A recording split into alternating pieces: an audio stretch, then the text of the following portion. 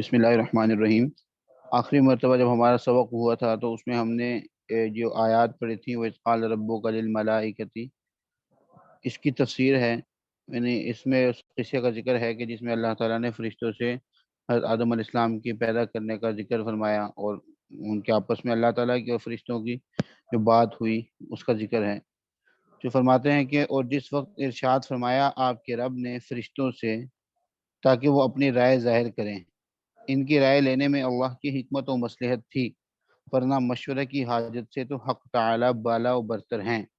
مشورہ وہ آدمی کرتا ہے جس کو ساری باتوں کے سارے پہلو معلوم نہ ہوں، یعنی اس کو یہ پتہ نہ ہو کہ اس بات کا کوئی پازیٹیو سینس کیا ہے، نیگیٹو کیا ہے، ساری چیزیں نہیں پتہ، تو جو سمجھ بوجھ والے لوگ ہیں ان سے مشورہ کرتے ہیں۔ لیکن اللہ تعالیٰ کو تو مشورے کی حاجت نہیں ہے، اللہ تعالیٰ کو تو ہر چیز کا علم ہے۔ تو اس کا مقصد یہ تھا کہ ان کی رائے سامنے آ جائے بس، ورنہ اللہ تعالیٰ کو حق وہ تو پہلے سے کیا تھا، واضح تھا۔ اور اللہ نے فرشتوں سے فرمایا کہ میں ضرور بناؤں گا زمین میں ایک نائب، اور اپنے احکام کے اجرا کا مطلب جاری کرنا اور نفاذ کی خدمت اس کے سپرد کروں گا۔ فرشتوں کو کسی طرح یہ معلوم ہو گیا تھا کہ جو نئی مخلوق زمین سے بنائی جائے گی ان میں نیک و بد ہر طرح کے لوگ ہوں گے۔ بعض لوگ اس نیابت کے کام کو اور زیادہ خراب کریں گے، یعنی فرشتوں کو ظاہر ہے اللہ تعالیٰ نے ان کے سامنے بات کی تو ان کو اندازہ ہو گیا کہ یہ لوگ اس میں سے کچھ نیک لوگ بھی ہوں گے اور کچھ بد لوگ بھی ہوں گے۔ بعض لوگ اس نیابت کے کام کو اور زیادہ خراب کریں گے، اس لیے اعتراض کے طور پر یا اپنا استحقاق جتانے کے لیے نہیں بلکہ نیاز مندانہ کہنے لگے، یعنی اعتراض نہیں کیا اللہ تعالیٰ سے کہ اللہ آپ کی مخلوق تو ایسی ہو گئی، یہ کیا بات ہوئی، یا یہ کہنے لگے کہ ہم تو چونکہ گناہ نہیں کرتے تو ہم اس سے بہتر ہیں، یہ انہوں نے نہیں سوچا، بلکہ نیاز مندانہ انداز سے، یعنی حاجت مندانہ یا چھوٹا بن کر اس لحاظ سے کہنے لگے کیا آپ پیدا کریں گے زمین میں ایسے لوگوں کو جو اس میں فساد کریں گے اور خون ریزیاں کریں گے، اور ہم برابر تسبیح کرتے رہتے ہیں بحمد اللہ، اور آپ کی پاکی بیان کرتے ہیں۔ یعنی ان کو اس بات کی سمجھ نہیں آئے گی کہ جب ایسے بھی ہوں گے تو اللہ، ان کو اتنا تو پتا تھا کہ اللہ تعالیٰ حکمت والے ہیں، اللہ تعالیٰ نے حکمت سے کیا ہوگا جو بھی کیا ہوگا، لیکن ان کو سمجھ نہیں آئی اس بات کی، تو اس لیے انہوں نے یہ بات پوچھی۔ تو فرمایا، اور فرشتوں نے عرض کیا کہ ہم سب کے سب ہر خدمت کے لیے حاضر ہیں، اور گروہ ملائکہ میں کوئی گناہ کرنے والا بھی نہیں، اس لیے کوئی نیا عملہ بڑھانے اور نئی مخلوق پیدا کرنے کی ضرورت ہی کیا ہے؟ یعنی کوئی کہے کہ نیا بندہ رکھنا ہے میں نے، مثال کے طور پر کوئی فیکٹری کا باس کہے، تو جو پہلے والے لوگ ہوں گے کہ ہم ہیں نا کام کرنے والے، تو آپ کیا ضرورت ہے نئے لوگ لے کے آنے کی، ہم کام کریں گے آپ کا۔ تو انہوں نے اس لحاظ سے پوچھا، خصوصاً جب کہ اس نئی مخلوق میں یہ بھی احتمال ہے کہ وہ آپ کی مرضی کے خلاف کام کرے گی، یعنی اب وہ آپ کی بات بھی نہیں مانے گی، تو پھر تو یہ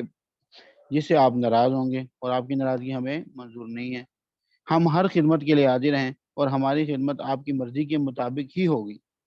حق تعالیٰ نے ارشاد فرمایا کہ میں جانتا ہوں اس بات کو جس کو تم نہیں جانتے، یعنی جو چیز تمہاری نظر میں بنی آدم کی تخلیق سے مانے ہے کہ ان میں بعض فساد بھی پھیلائیں گے، وہی چیز در حقیقت ان کی تخلیق کا اصلی سبب ہے، کیونکہ احکام و انتظام کا اجرا تو جبھی وقوع میں آ سکتا ہے جب کوئی اعتدال سے تجاوز کرنے والا بھی ہو، یہ مقصود تم فرمانبرداروں کے جمع ہونے سے پورا نہیں ہو سکتا، یعنی کچھ لوگ ہوں جو بات نہ ماننے والے ہوں، کچھ لوگ ماننے والے، تو پھر اللہ تعالیٰ کے حکموں کا صحیح ظاہر ہونا سمجھ میں آئے گا۔ اب سارے لوگ ہی سمجھدار، سارے لوگ ہی صحیح عمل کرنے والے ہوں، تو پھر وہ اس طرح پتہ نہیں چلے گا کہ کون اللہ تعالیٰ کے زیادہ ماننے والا ہے، کون کم ماننے والا ہے۔ ٹھیک ہے، اعتدال سے تجاوز کر جانے والی ایک مخلوق یعنی جنات پہلے سے موجود تھی، اس سے یہ کام کیوں نہیں لے گیا؟ یعنی اگر فرشتے تھے نا، وہ بالکل بھی گناہ نہیں کرتے تھے، اعتدال میں رہتے تھے۔ دوسری مخلوق اس وقت موجود تھی جنات کی، جس میں شیطان بھی تھا، وہ اعتدال سے کیا کر رہی تھی؟ تجاوز تو کر رہی تھی، یعنی وہ اللہ تعالیٰ کی اطاعت میں نہیں رہتی تھی، آگے ہی بڑھتی رہتی تھی، تو یہ کام اسی بھی تو لیا جا سکتا تھا، انسان کو پیدا کرنے کی کیا ضرورت پیش آئی؟ اس کا جواب یہ دیا، اس کی وجہ یہ ہے کہ اس کام کے لیے موزوں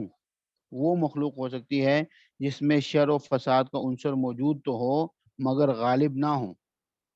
اور اصلاح قبول کرنے کی صلاحیت نسبتاً زیادہ ہو تاکہ اصلاح کی کوششوں کا زیادہ حصہ ضائع نہ ہو، جبکہ جنات میں فساد کا عنصر غالب تھا، یعنی وہ زیادہ تر فسادی ہی تھے، اور وہ بات قبول کرنے والے نہیں تھے، اور اصلاح قبول کرنے کی صلاحیت بہت کمزور تھی، اس لیے آدم کی تخلیق تجویز فرمائی۔ یہاں تک تو یہ معلوم ہوا کہ انسان کی تخلیق میں یہ حکمت ہے کہ ان کے ہونے سے اصلاح اور شریعت کا انتظام حاصل ہوگا، یعنی اللہ نے نبیوں کو بھیجنا ہے اور نبیوں نے لوگوں کی اصلاح کرنی ہے، تو پہلے سے اصلاح یافتہ ہوں گے تو ان کی اصلاح تو نہیں ہو سکتی نا، شریعت ایک نظام چلے گا، شریعت کی حکومت ہوگی۔ گو کوئی مخالف اس قوت و استعداد و صلاحیت کو جو اس کو کامل مقدار میں عطا ہوئی ہے بے قدری کر کے اسے نفع نہ اٹھائے، مگر سامان کے جمع کر دینے میں کوئی کسر نہیں چھوڑی گئی، یعنی اللہ تعالیٰ نے انسان کے اندر وہ ساری صلاحیتیں رکھ دی کہ جس کی وجہ سے وہ اللہ تعالیٰ کے رستے پہ آنا چاہے تو آ سکتا ہے۔ ہو سکتا ہے بعض لوگ ایسے ہوں جو نہ آنا چاہتے ہوں، وہ ہوتے ہی سرکش ہیں، نہیں آتے تو وہ الگ بات ہے۔ اس میں تو فرشتوں کی جانب سے استعمال کی گنجائش رہ گئی تھی کہ خیر انسان کو پیدا کر دیے جائے اور ان کی اصلاح کی خدمت ہم کو دے دی جائے، اس لیے اب اس بات کو ثابت کرنا چاہتے ہیں کہ ان آدمیوں کی اصلاح بھی آدمی ہی سے ہو سکتی ہے، یعنی فرشتے اب یہ کہہ سکتے تھے کہ چلو آپ نے پیدا تو کر دی، اب ہمارے ہاتھ میں ان کا انتظام دے دیں تاکہ ہم اس کو سیدھا کرتے رہیں، تو اللہ نے فرمایا کہ نہیں، اس کی اصلاح بھی انسان ہی کریں گے، ایک دوسرے کی اصلاح یہ خود کریں گے، اس لیے کہ مصلح کے لیے علم کی ضرورت ہے، کسی آدمی کو راہ راست پہ لے کے آنے کے لیے، اس کی اصلاح کرنے کے لیے علم ضروری ہے، اور جس خاص علم کی ضرورت ہے وہ ملائکہ کی استعداد سے خارج ہے، یعنی ان کی اتنی وہ نہیں ہے ان کے اندر کہ ان کو یہ علم دیا جائے، ان کی استعداد ہے ہی نہیں، ایک چیز کے اندر اتنی پاور اٹھانے کی صلاحیت ہی نہیں ہے، تو ان کو ظاہر ہے یہ اس کی کمی نہیں ہے، یعنی ایک چیز کسی نے بنائی، چھوٹی چیز بنائی، اس کے اوپر ہلکی وزن کی چیز تو رکھی جا سکتی ہے، زیادہ وزن کی چیز نہیں رکھی جا سکتی، تو اگر وہ اب ہلکی وزن والی چیز بھی نہ اٹھائے تو تب تو ہم کہیں گے کہ یہ چیز بیکار ہے، لیکن اپنی کیپیسٹی کے مطابق وہ سارا کام کر رہی ہے، تو اب آگے وہ اس سے بڑھ کر اس پہ چیز وزن ڈالیں گے تو وہ نہ اٹھا سکے تو وہ اس کی کمی نہیں ہے، اس کو پیدا ہی اسی طرح کیا گیا، تو فرشتوں کی یہ کوئی کمی بیان کرنا مقصود نہیں ہے کہ فرشتوں کے اندر علم کی استعداد نہیں ہے، فرشتوں کے اندر علم کی استعداد اتنی نہیں اللہ نے جیسے بنایا اس میں نہیں آ سکتی تھی،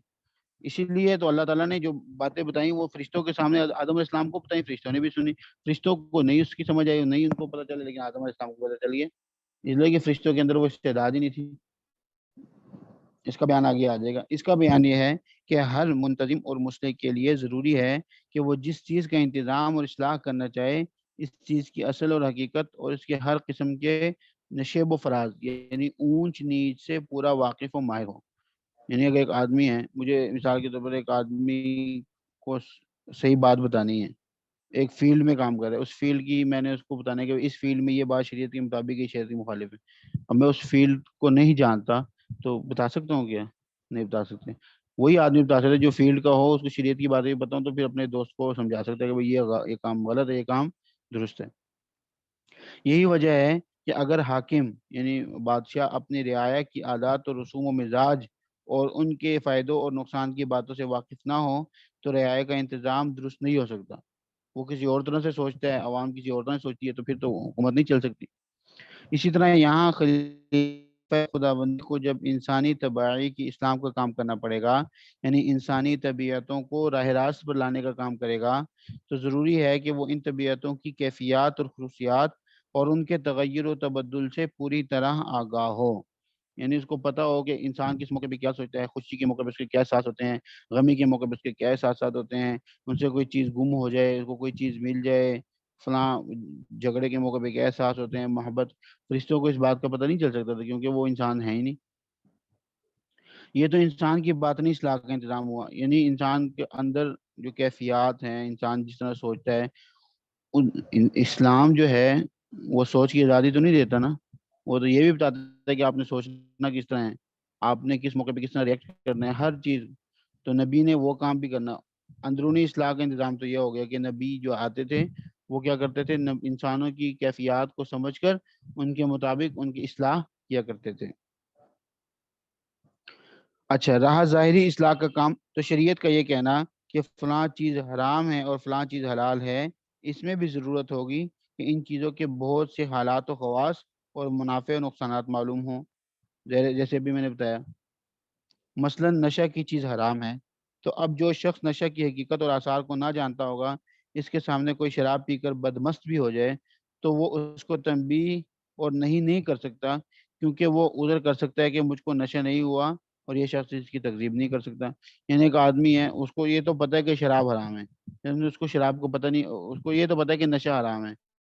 لیکن اس کو یہ نہیں پتا کہ شراب میں نشہ ہوتا ہے یا نہیں ہوتا. ٹھیک ہے. اب اس کے سامنے کتنے شراب پی کے نشہ میں آ گیا اور الٹی الٹی حرکتیں کرنے لگا. تو اب اس کو یہ جب پتہ نہیں ہے کہ شراب حرام ہے تو اس کو کہہ سکتے ہیں کہ نہ پیو. اس کو اتنا پتا ہے کہ نشہ حرام ہے، لیکن اس کو یہ نہیں پتا کہ شراب میں نشہ ہوتا ہے. تو وہ تو کچھ بھی نہیں کرے گا بیچارہ، وہ تو ایسے ہی رہے گا. تو ان چیزوں کا علم بھی ضروری ہے نا کہ کس چیز سے کیا ہوتا ہے. یہ تو عام سی مثال ہے سمجھ آنے کے لیے، ورنہ دوسرے زیادہ گہرائی میں جائیں گے تو اور بہت سی باتیں ہوں گی. یعنی ہمیں یہ تو پتا ہوگا کہ فلاں کام حرام ہے، لیکن اس جو کام ایک آدمی میرے سامنے کر رہا ہے اس میں وہ کام پایا جا رہا ہے نہیں پایا جا رہا، یہ اصل بات ہوتی ہے. یعنی شریعت تو واضح ہے کہ شریعت نے کہا یہ چیز حلال ہے یہ حرام ہے، لیکن کوئی نیا مسئلہ ہمارے سامنے آ گیا اور اس میں وہ پوچھ رہا ہے کہ یہ حلال ہے حرام ہے، تو ہمیں اس میں یہ دیکھنا ہے کہ شریعت نے جس وجہ سے اس چیز کو حرام کیا ہے وہ چیز اس کام میں پائی جا رہی ہے کہ نہیں پائی جا رہی. یہ فیصلہ کرنا ہوتا ہے، یہ اس میں تھوڑی مشکل ہوتی ہے فیصلہ کرنے کی، کیونکہ مختلف پہلو سامنے آتے ہیں. اب سامنے آ جائیں ذرا، مجھے پھر سامنے آ جائے نا تاکہ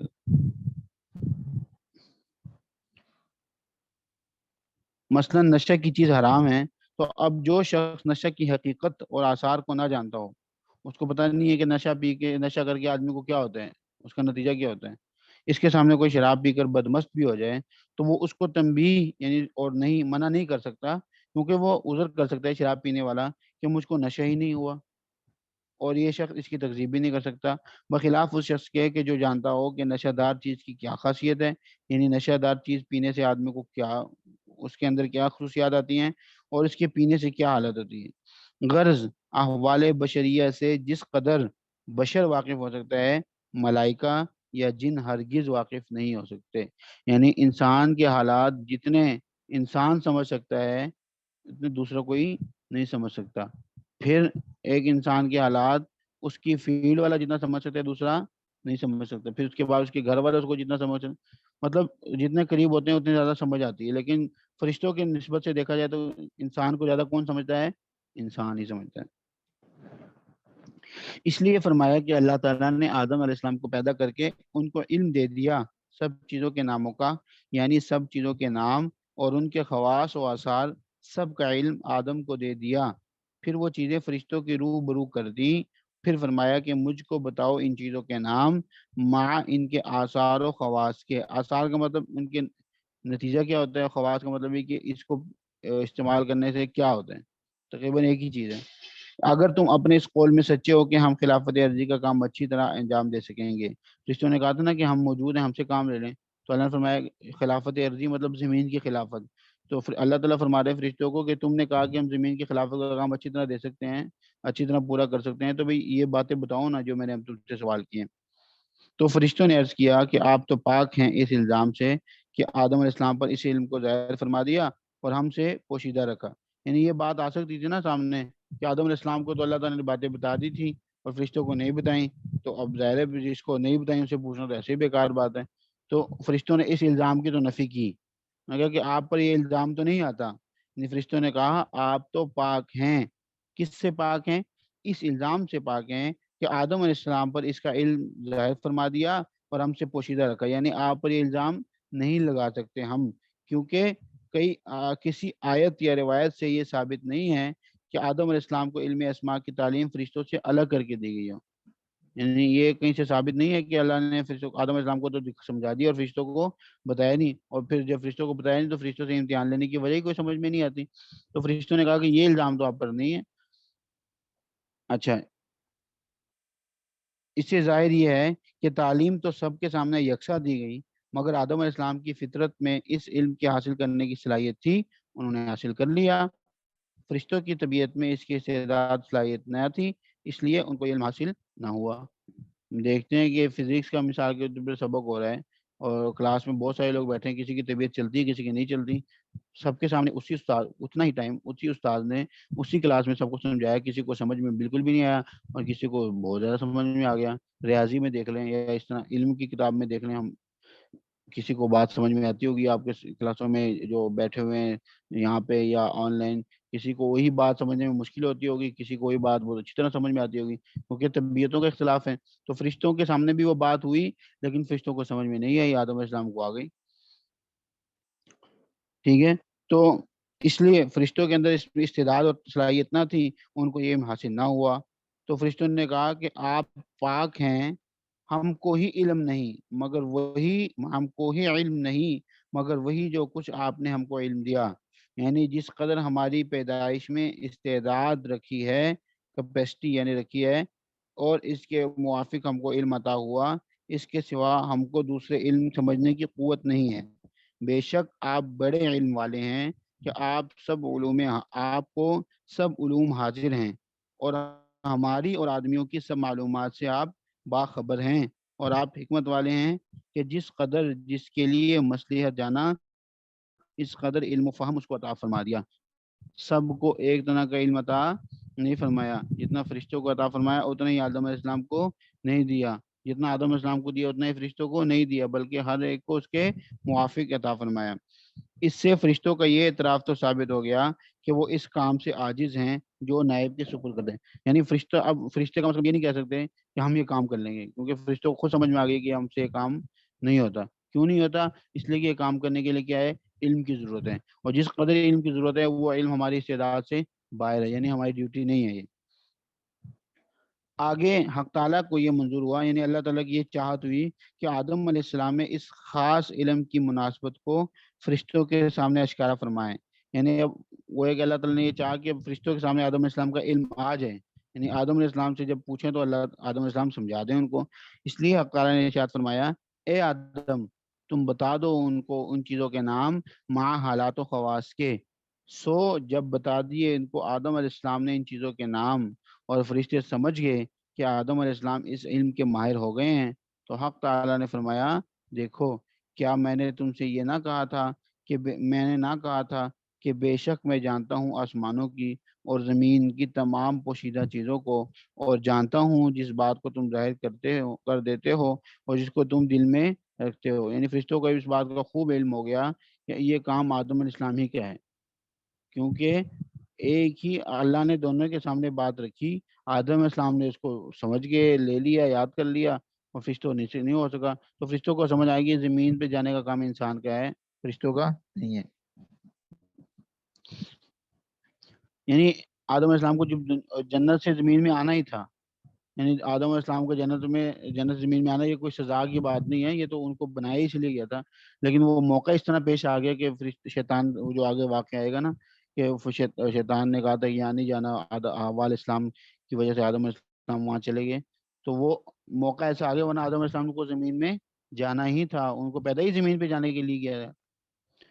اچھا، پچھلے واقعے میں جب آدم علیہ السلام کی فضیلت فرشتوں پر ظاہر ہو چکی اور دلائل سے یہ بات ثابت ہو گئی کہ خلافت کی صلاحیت کے لیے جن علوم کی ضرورت ہے وہ سب آدم علیہ السلام کو حاصل تھے، اور ملائکہ کو ان میں سے بعض علوم حاصل ہیں، اور جنات کو ان علوم کا بہت ہی کم حصہ حاصل ہے۔ خاص اس حیثیت سے آدم علیہ السلام تو ملائکہ اور جن دونوں گروہ کے علوم کے جامع ہیں، یعنی آدم علیہ السلام کو جو علم ملا، جو علم ان کے پاس ہے، وہ فرشتوں اور جنوں دونوں کے علم سے زیادہ ہے، اور جن فرشتوں کا علم تھوڑا سا ہے اور جن کا علم ان سے بھی تھوڑا ہے،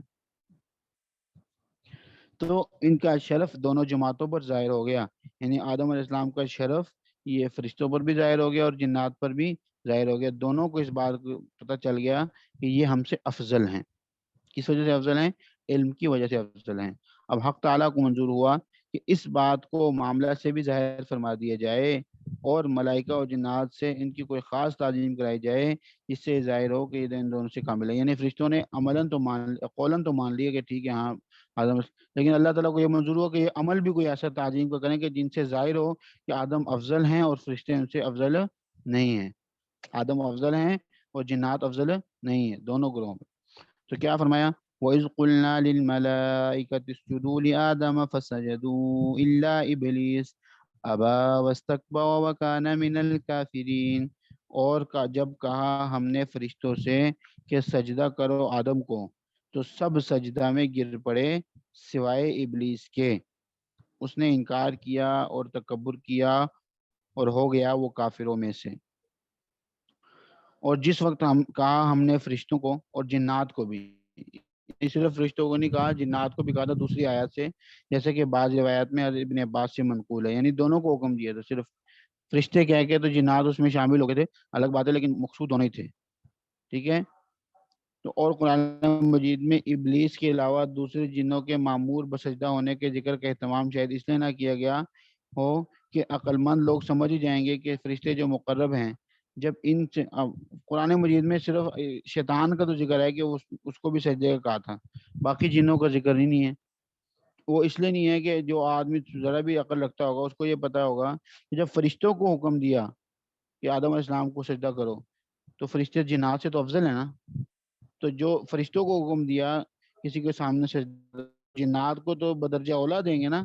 جنات کو کیسے چھوڑ سکتے ہیں؟ یعنی جو افضل مخلوق ہے، دو مخلوقوں میں سے جو افضل ہے، اس کو کہا کہ آدم کے سامنے سجدہ کرو، تو جو کم درجے والی ہے وہ تو ضرور کرے گی۔